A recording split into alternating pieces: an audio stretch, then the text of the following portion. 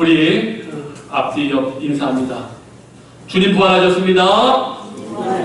사랑합니다. 축복합니다. 할렐루야.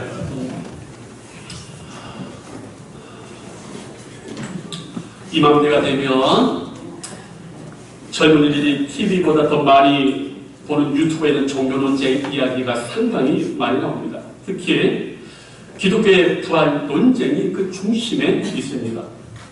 어떤 젊은이들은 예수님조차 역사에 존재했는지를 의심하는 사람들도 있습니다. 그런데 우리 달력의 기준이 예수님의 탄생 기준을 삼고 있으니 그것을 의심한다는 것은 지성적으로나 이성적으로나 그건 아주 지혜롭지 못한 말이 됩니다. 그런데 문제는 특히 이 부활에 관하여 못 믿겠다는 겁니다. 그렇죠. 성령 받지 않고 어떻게 이게 믿어지겠습니까? 이거는 증명이 될 수 있는 문제가 아닙니다. 그런데 성경은 이상하게 부활을 증명하려고 하지 않습니다. 논증하고 설득시키려고 하지 않아요. 대신 이 부활을 몸소 경험하고 확신하고 소망하는 사람들의 변화된 삶을 그냥 우리에게 알려주고 있어요. 가장 유명한 부활에 대한 확신, 그 글 자체가 유려하고 확신 있고 소망 있는 사도 바울의 이 위대한 진술을 한번 들어보십시오. 만일 죽은 자가 다시 살아난 일이 없으면 그리스도도 다시 살아나신 일이 없었을 터이요. 그리스도께서 다시 살아나신 일이 없으면 너희의 믿음도 헛되고 너희가 여전히 죄 가운데 있을 것이요. 또한 그리스도 안에서 잠자는 자도 망하였으리니 만일 그리스도 안에서 우리가 바라는 것이 다만 이 세상의 삶뿐이면 모든 사람 가운데 우리가 더욱 불쌍한 자입니다. 부활이 없다면 이 신앙생활은 우리가 제일 불쌍한 사람이라는 거예요. 사도 바울이 그렇게 확신합니다. 얼마나 확신이 넘치는 고백인지 몰라요. 그래서 우리는 죽음이 두렵지 않아요. 그런데 제가 이 시간 사도 바울의 이 고백을 부활의 말씀의 본문으로 삼지 않고 마가복음의 이 말씀을 여러분에게 소개해드리는 이유가 있습니다. 부활의 이 위대한 역사적인 사건을 세상에 알리고 복음을 증거하는 첫 번째 증인을 우리 하나님께서 이 세 여인을 통해서 알리게 하시는 이 일이 도무지 저는 이해가 안 됩니다. 왜? 비효율적이고 신빙성이 약한 모습이에요. 왜냐하면 이때 당시 유대인들이 법정에서 증언자를 세울 때 못 믿는 사람이 있어서 세우지 않는 세 부류가 있어요. 세리, 목자들, 창기들, 그리고 여자들은 법정에 유력한 증인으로 세우지 않습니다. 그렇다면 오늘 그와 같은 여자 3명을 통해서 부활의 첫 증언으로 삼는 이 성경의 이 모습과 하나님의 계획이 저는 좀 이해가 안 돼요. 이 당시에는 더더욱 이해가 안 됩니다. 사람들이 말합니다. 그 여자들이 말했잖아. 그걸 어떻게 믿어? 이걸 우리가 기억할 필요가 있습니다. 그런데 저는 여기에 우리 하나님의 높고 깊은 의도와 뜻이 있다고 생각합니다. 바로 오늘 그 점을 우리 성도님들에게 말씀드리면서 왜 하나님께서 이 여인들을 부활의 위대한 첫 증인으로 삼으실까? 그걸 한번 오늘 말씀드리려고 합니다. 자, 먼저 이들이 예수의 부활의 첫 증인으로 삼게 된 이유는 제가 말씀 보면 저는 이들에게 한 가지를 가장 먼저 발견합니다. 뭐냐면 이들이요 누구보다도 예수님을 뜨겁게 사랑했기 때문입니다. 자, 그걸 어떻게 알 수 있냐? 자, 이 여인들이 지금 장례가 다 마쳤음에도 불구하고 다시 무덤을 찾아가서 몸에 향품을 바르기 위해 갔다라는 이 사실이 사실은 증명이 되는 거예요. 자, 향품은 두 가지 경우에 사용됩니다. 첫 번째 경우는 보통 이집트에서 왕들 미라를 만들 때 이 향품 사용합니다. 두 번째 경우는 시신이 썩어 냄새가 나고 분패했을 때 이걸 발라서 향기롭게 하고 냄새를 중화시키려고 이 향품을 바릅니다. 우리 예수의 경우는 두 번째예요. 그런데 여기에는 심각한 문제가 도사리고 있습니다. 왜? 이미 지금 장례가 다 맞춰진 상태예요. 향품은 원래 무덤에 들어가기 전에 집에서 하는 거예요. 즉 향품을 바르는 순서는 장례가 마치기 전에 무덤에 들어가기 전에 해야 되는 건데 지금 뭡니까? 장례가 다 맞춰졌습니다. 우리나라로 표현하면요, 하관을 다 마치고 흙을 붓고 분봉까지 쌓아놨어요. 그런데 그 몸에 향품을 바르려고 무슨 일이 있어서 자녀들이 다시 무덤을 파서 관을 열고 시신에게 뭘 바른다. 이게 이해가 됩니까? 지금 이 여인들 3명이 다시 무덤 가서 향품 바른다는 것이 지금 이것이에요. 이게 그래서 쉬운 문제가 아니에요. 이게 이미 끝난 부분이기 때문에 어떤 식으로라도 장례가 다 맞춰진 상태에 다시금 시신을 만진다? 이건 납득하고 오해하기가 엄청 많은 문제가 있는 겁니다. 물론 우리는 이 3 여인이 이렇게 하는 거 충분한 이유를 알고 있어요. 왜? 안식일을 앞두고 주님께서 돌아가셨기 때문에 급히 염 같은 거 제대로 못하고 그냥 세마포 씻은 싸가지고 넣어버렸으니까 그게 마음이 아플 수는 있지만 그러나 그건 그들의 문제예요. 이때 당시 관념은 절대 그것이 용납되지 않습니다. 실제로 이것을 엿볼 수 있는 고고학적 유물이 마침 나사렛 동네에서 발견이 된 건데 연도는 정확하지 않지만 우리가 이것을 판독한 사람들에 의하면 이건 정말 주님의 때가 아니면은 주님 주후 70년 이전의 비석으로 확실하게 보이는 이 유물이 나왔는데 거기 이런 글이 쓰여져 있어요. 가이사의 포고령, 뭡니까? 로마 황제의 포고령으로 아예 비석으로 쓰여져 있습니다. 아래 그 내용이 나옵니다. 요지는 이것이에요. 어떤 이유로든 아무도 시신을 건드리지 않게 하라. 그러나 만약 그렇지 않다면 나는 무덤 강도죄에 대하여 사형을 선고할 것을 원하노라. 이 포고령이요, 길게 잡아도 주 70년이고 주님의 시대일 확률이 많아요. 이미 장례를 마친 시신을 어떤 이유로라도 만지는 것은 이 비문이 말한 것처럼 예외 없이 죽는 거예요. 그런데 지금 이 여인들이 향품을 가지러 갔다 목숨을 걸고 간 거예요. 이 3 여인은 죽음을 무릅쓰는 용기를 가지고 오해를 받아 죽는 한이 있어도 감히 향품을 가지고 무덤을 방문합니다. 이 용기, 이 담대함을 뭘로 말하겠습니까? 주님에 대한 사랑으로밖에는 말할 수가 없습니다. 예수를 위한 뜨거운 사랑 때문에 죽음의 위협조차도 이 여인들은 버려두고 오로지 무덤으로 달려가는 거예요. 그런데 우리가 보통 사랑을 하면은 눈에 뵈는 게 없잖아요. 대책이 없지요. 그 다음 나오는 말씀은 이 여인들의 사랑이 얼마나 뜨거운지, 얼마나 무지막지하고 대책 없는지가 더 감동스럽게 나와요. 보십시오. 2절에 안식 후 첫날 매우 일찍이, 유대인들의 안식은 일몰과 새벽이에요. 보통 우리로 말하는 저녁 6시에서 새벽 6시입니다. 일찍이 뭡니까? 5시부터 일어났을 거예요. 그리고 6시 땡 하자마자 무덤에 달려갑니다. 새벽 미명 아주 일찍이. 게다가 3절 말씀은 더 황당해요. 뛰어가면서 서로 가면서 무슨 말 하는 줄 압니까? 누가 우리를 위하여 무덤문에서 돌을 불려주리요. 대책 없이 가는 거예요. 대책 없이. 지금 이 여인들이 지금 예수님이 묻힌 그 무덤은 사내들이 공인 아주 잘 사는 아리마대 사람 요셉의 무덤이에요. 그 무덤은 커요. 그런데요, 여러분 잘 들어보세요. 이때 당시 팔레스타인의 무덤은 있지 않습니까? 98%가 무덤 앞에 거의 네모난 큰 돌이 있어요.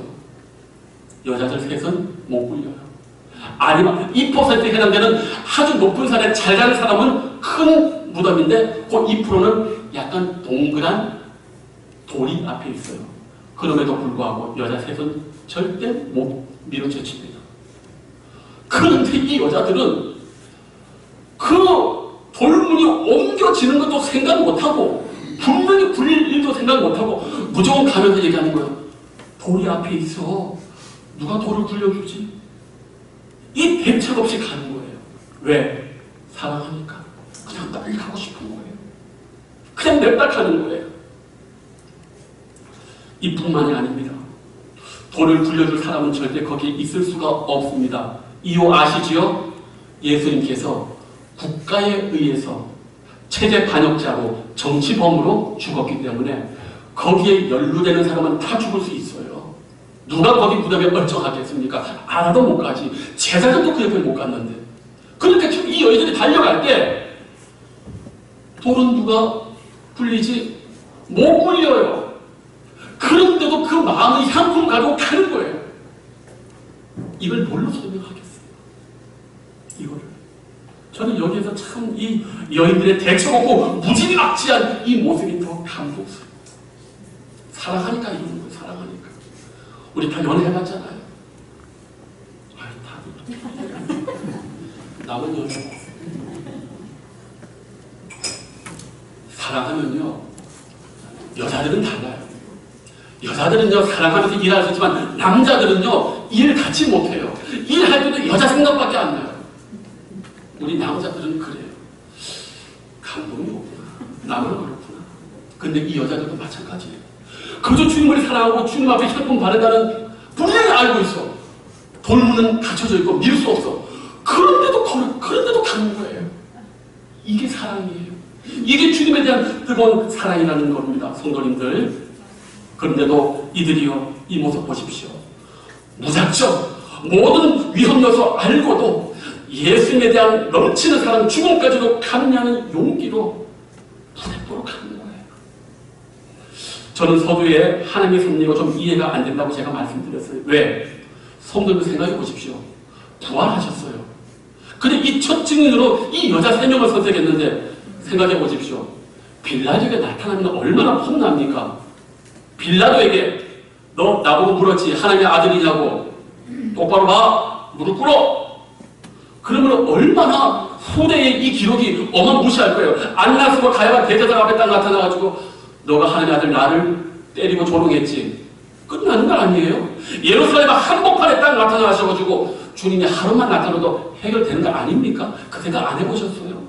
그런데 왜 부활하신 주님의 이 첫 증언을 이 세 여인에게 먼저 나타나고 전하게 했을까? 여기에 성경에 하나님의 의심이 있는 거예요. 부활의 위대함, 이 부활의 능력, 이거는 그런 정치 권력가들의 증언과 안나스와 가야바 같은 그런 타락한 종교 지도자들의 증언으로 열매가 맺히는 게 아니고 세상에는 무시받고 천대받고 볼품없다 할지라도 그 누구든지 오로지 예수에 대한 뜨거운 사랑과 죽음까지도 감내는 용기를 가진 자들의 증언으로만 부활은 증명되고 복음의 역사가 있다는 거예요. 이걸 성경이 우리에게 강조하시는 거예요. 우리의 생각과 세상의 생각은 너무나 다릅니다. 성도님들, 이런 여인들의 모습을 보면 우리 삶은 왜 이리 나약할까? 우리의 복음의 증언은 왜 이렇게 힘이 없을까? 다른 거 없습니다. 우리가 이 세 여인들보다 주님을 덜 사랑하기 때문에 그래요. 저는 우리 모두가 다시금 이 세 여인이 주님께 보여주었던 그 뜨거운 사랑, 대책 없는 사랑, 무모한 용기, 죽음까지도 감수하는 이 여인의 서툴고도 가슴 절절한 뜨거움을 우리가 이 부활절에 다시 회복하기를 축복합니다. 자, 이들의 모습에서 저는 두 번째로 우리 하나님께서 예수님의 부활의 위대한 증인으로 이 세 여인을 선택한 또 다른 이유도 저는 있다고 말씀드리고 싶어요. 이것도 향품과 관계됐습니다. 자, 그런데 성도님들 번거롭겠지만 구약 675쪽을 한번 펴줘봐 주세요. 구약 675페이지 역대하 16장 14절. 구약 675쪽 역대하 16장 14절. 제가 13절 읽을 테니까 우리 성도님들이 14절 읽어주세요. 아사가 왕이 있은 지 41년 후에 죽어 그의 조상들과 함께 누움에 다윗성에 자기를 위하여 가서 이르시되 네가 장사하되 그의 시체를 법대로 만든 각한 재료를 다윗이 쓰는 상에 두고 또 그것을 위하여 만인양하였다. 자, 여기 역대기 기록에 보면 남유다 아사왕의 죽음을 이야기하는데 그 묘실에 그 시체와 뭘 뒀다고요? 각양, 향재료. 이게 향품이에요. 그렇다면 뭡니까? 이 세 여인이 향품을 그냥 가지고 간 게 아니라 이 여인이 향품을 주님께 바르고 간 이유는 뭐냐 하면 주님을 누구로 지금 모시는 거예요? 왕으로 모시는 거예요. 비록 십자가에서 벌거벗고 세상에 권력 앞에 힘없이 희생당하고 조롱당하였지만 타락한 종교자들이 시기와 고물술수로 고발하여 십자가에 벌고 수치를 당하였지만 십자가에서 남은 구원하였을 때 자신은 구원할 수 없다는 비아냥을 들었지만 저게 무슨 유대인의 왕이라고 조롱 들었지만 이 여인들에게 말은 우리 예수님은 왕인 거예요. 믿습니까? 세상이 뭐라 하더라도 우리 예수님은 왕인 거예요. 아멘. 많은 사람들이 예수님과 하나님을 무시합니다.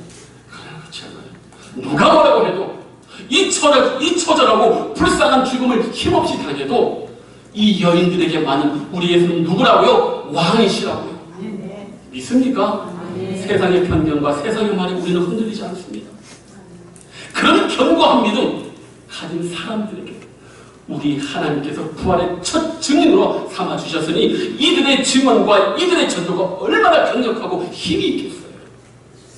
믿습니까? 성도님들, 이 세 여인은요 그런 세상의 기준과 판단과 선입관이 아니라 오직 믿음의 눈으로 나의 주, 나의 하나님, 나의 왕이라고 흔들림 없이 굳건하게 고백합니다. 오늘 우리가 그 고백을 우리 주님께 할 줄 아셔야 될 줄로 믿습니다. 그럴 때 우리는 흔들리지 않고 견고해지는 것입니다. 오늘 우리가 신앙생활하면서 많이 흔들릴 때가 있어요. 왜냐하면 그렇게 많이 기도하고 그렇게 많이 간절해도 하나님이 내 기도에 응답하지 않고 내 삶을 변화시키지 못해서 내 기대가 무너지고 나의 소망이 무너지고 내가 생각하시는 방법대로 하나님이 역사하지 않을 때가 많이 있어요. 그때 우리는 실망하지 않습니까? 이 여인들도 마찬가지예요. 그런데도 이 여인들은 어땠습니까? 아니, 주님은 진리의 왕이시고 하나님의 아들이야. 그렇게 죽으셔도 그분은 하나님의 아들이고 진리의 왕이시야. 우리는 그분을 왕으로 모시고 향품을 받는다. 놀랍지 않습니까? 세상에는 모든 기준을 뛰어넘고 오직 믿음과 진리와 말씀과 은혜 안에서 참된 하나님의 아들 왕 되신 주님을 바라보는 그 믿음의 안목을 이 여인들은 가졌다는 거예요. 그 잘난 척하던 12제자가 하나도 옆에 없는데 몽땅 도망갔는데 이 여인들만큼 끝까지 목숨 걸고 주님의 사랑을 가지고 여기 왔다는 사실 얼마나 철저한지 모릅니다. 이러한 두 이유가 오늘 이 부활의 첫 증인으로 여인들을 선택할 하나님의 뜻이라면 저는 마지막으로 이 한 말씀만 더 드리고 싶어요. 이 첫 증인된 여인들에게 천사가 맡긴 메시지가 하나 있어요. 그게 바로 보면은 7절의 말씀입니다. 가서 그의 제자들과 베드로에게 이르기를 예수께서 너희보다 먼저 갈릴리로 가시나니 전에 너희에게 말씀하신 대로 너희가 거기서 배우리라 한지라. 성도님들 보세요. 지금 이제 부활의 첫 증인된 여인들에게 첫 번째로 천사가 맡기는 하나님의 메시지가 뭐냐 하면 예수님이 갈릴리로 가셨는데 거기 제자들과 베드로에게 말하라는 거예요. 주님이 먼저 갈릴리로 가 있을 거니까 니들도 주님 만나라고. 자, 성도님들 보세요. 방금까지 우리는 이 세 여인의 모습에서 정말 우리도 감히 고개를 들 수 없는 부족함과 연약함을 우리 모두가 느꼈어요. 그런데요, 진정한 위로는요, 이 7절 말씀이에요. 저와 여러분들은 이 세 여인과 같은 믿음과 담대함과 헌신 부족합니다. 그런데 이 부활의 기쁜 소식의 첫 메시지가 누구에게 지금 전해주나 하면은 주님을 배반하는, 주님께서 가장 필요로 하는 순간에 주님의 옆에 있어야 될 제자들, 그러나 그 주님을 배반한 제자들에게 우리 부활의 주님이 내가 너희들 만나러 가고 기다리겠다라고 하는 겁니다. 무슨 말입니까? 바로 이 첫 증인된 여인에게 천사의 전한 명령은 우리 하나님께서 실족한 종들에게 다시금 기회와 은혜를 주시는 말씀이에요. 주님이 우리 잘 알다시피 요한복음에 보면은 제자들이 그분을 칩니다. 그런데 우리 주님께서 떡 굽고 고기 굽고 계시는 거예요. 그런데 제자들이 왔을 때 우리 주님께서 어떻게 하십니까? 니들 나 배반했지? 그럴 수 있냐? 남자가 의리 하나도 얘기 안 하세요. 그런 얘기 안 하세요. 그냥 옛날처럼 똑같이 밥 먹자. 밥 먹자. 그리고 뭐요? 그리고 내가 너희들에게 내 양을 맡긴다라고 얘기하는 거예요. 부활의 놀라운 은혜가 뭐냐 하면은 부활하신 주님이 부활하셔서 다시 갈릴리에서 제자들을 만난다. 왜? 여기서 복음이 시작됐어요. 여기서 전도가 시작됐어요. 여기서 제자들이 시작했습니다. 부활의 능력은 우리 일상 가운데 다시 시작하는 거예요. 근데 그 자리가 뭡니까? 우리가 주님을 배반하고 주님께 충성하지 못하고 주님께 고개를 들지 못하는 그 순간에 우리 주님께서 그 자리에 다시 오시겠다는 거예요. 그런데 하신 말씀이 아무 얘기 안 하세요. 타박하지 않고 얘들아 평안해라. 나를 사랑하냐? 네, 사랑합니다. 우리 그럼 옛날처럼 다시 복음 전해야지. 다시 시작해야지. 주님이 이들의 연약함을 결코 타박하지 않고 다시 시작하자. 얼마나 감사합니까?